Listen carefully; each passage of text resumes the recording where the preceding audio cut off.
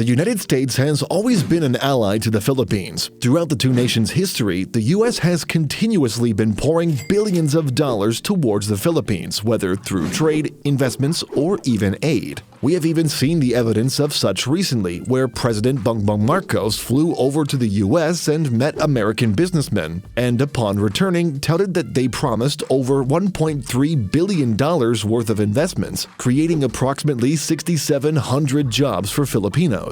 But what makes the US actually important to the Philippines isn't really much about the future potential of the two. It's more about the long history the two countries share and the vast amount of US companies investing billions of dollars in the Philippine economy. You see, what actually built the Philippines' IT business, process management, healthcare, semiconductors, food industries, and a long list of other businesses had actually hailed from the United States and its companies. At the same time, they are also going to play a role in propelling the Philippine economy to the future. But then you ask, just where?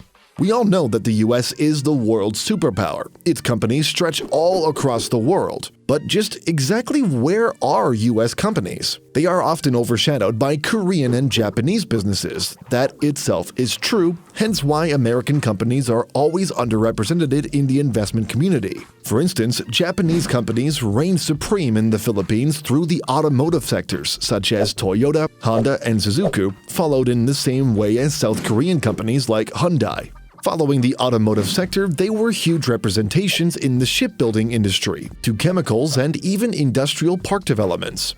So where does the US fit in all this? Well, let me show you the history and industry. To start, let us talk about the history of US investments in the Philippines. US firms have long been standing in the Philippines. Think about the automotive sector. The first movers were not Japanese or European companies, it was American. Ford Motors Company had entered the country back in 1918, more than a century ago.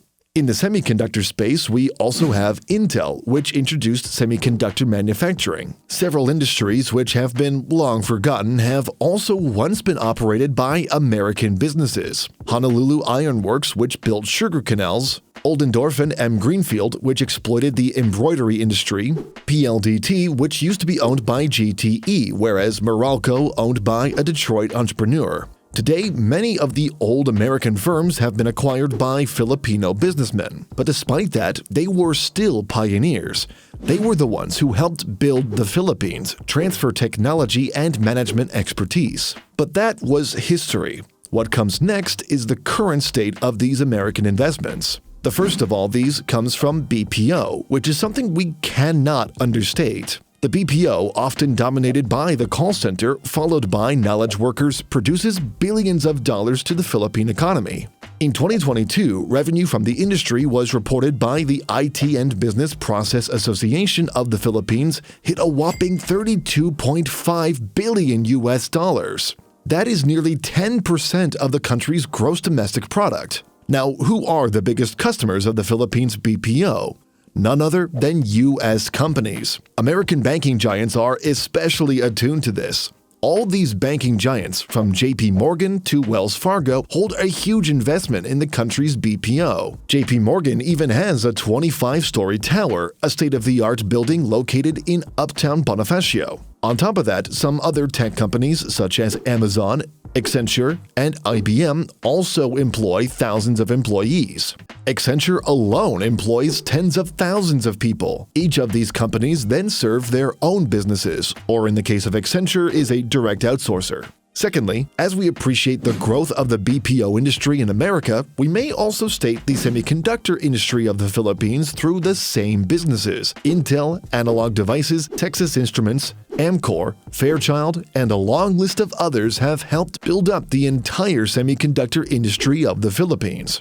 According to the semiconductor and electronics industries, the Philippines is projected to have over $35 billion in total exports from semiconductors alone. And yes, while it is true that some companies have fallen off over the years, such as Intel's exit from the Philippines, it is still known that Intel have helped build up the narrative of an investment in the Philippine semiconductor industry.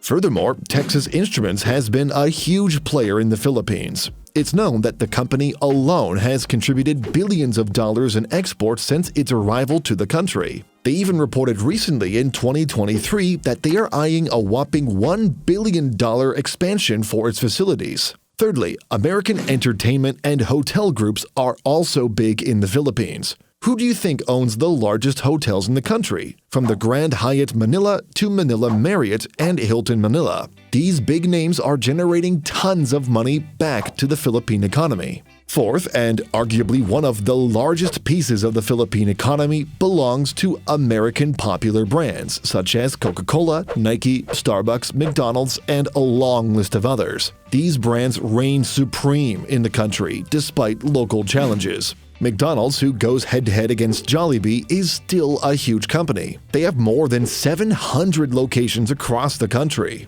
These four should then already show us just how big American companies are in the Philippines. But there are still more out there. See, the total investment of American companies in the Philippine economic zones has hit over 409 billion pesos as of early 2023. That's a total of 363 companies employing 367,049 Filipino workers and contributing exports of $7.6 billion annually. Yet these are still not enough to show you just how important American investments are in the Philippines. This brings us to the future. Just how confident are American companies in the Philippines? Well, let's begin with the premise that American investments are just going to rise in the Philippines. This can be traced to the recent changes in legislation. The Retail Trade Liberalization Act, for instance, has reduced the entry barrier for foreign retail enterprises, setting a more accessible minimum paid-up capital requirement. And then there's the Ease of Doing Business Act, which speeds up the processing of business permits and automates business registration. All these reforms make it clear the Philippines is now inviting more foreign investments to grow in the country.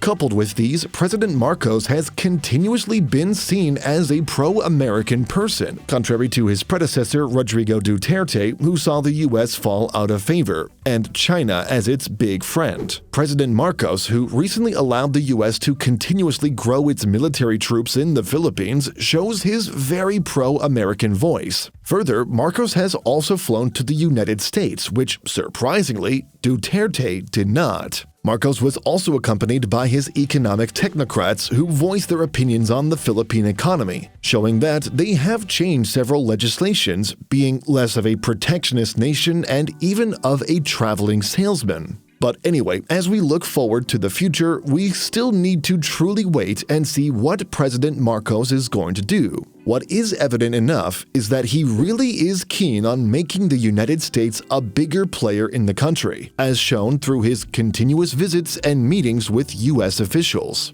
That's it for now. Do let us know what you think. Thanks for watching.